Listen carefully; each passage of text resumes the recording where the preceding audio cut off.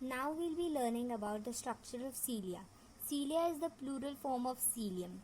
Cilium has doublets in its structure, whereas centriole has triplets in its structure. Now what is a centriole? Centriole is basically a thing which forms the cilium. So the cilium is formed from the centriole. The cilium, which has doublets in its structure, it looks somewhat like this.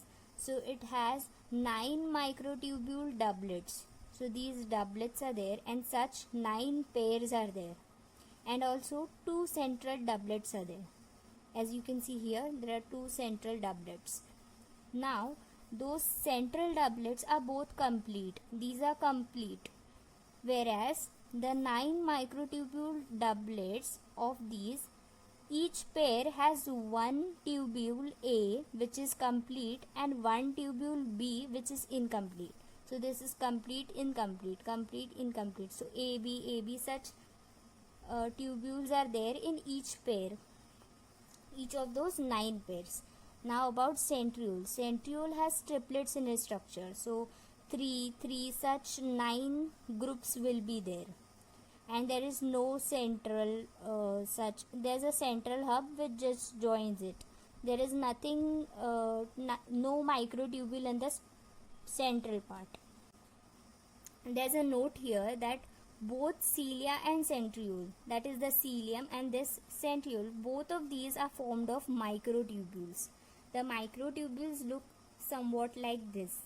These microtubules are further made up of tubulin protein. So this is one tubulin protein which I have shown here. These together will form one microtubule. So this is what the structure looks like. These microtubules are here.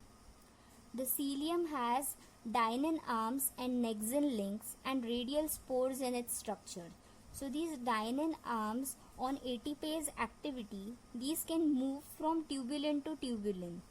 So these dynein arms will move between the tubulin proteins and thus enabling the tubule to slide along one another. So these tubules can then slide along one another. This will further allow the cilium, the whole cilium can now bend because the dynein arms are moving between the tubulin proteins which allow the tubules to slide.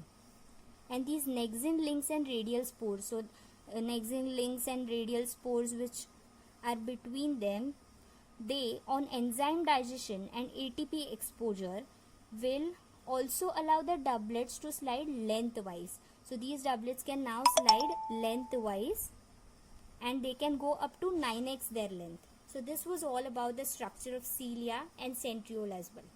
Thank you.